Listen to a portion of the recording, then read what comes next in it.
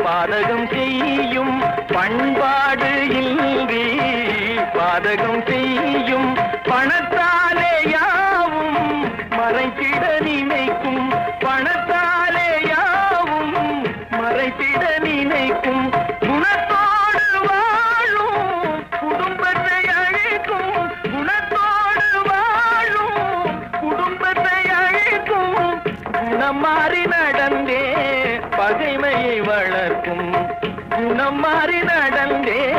பகைமையை வளர்க்கும் வாழ்ந்தாலும் ஏசும் தாழ்ந்தாலும் ஏசும் வையகம் இதுதான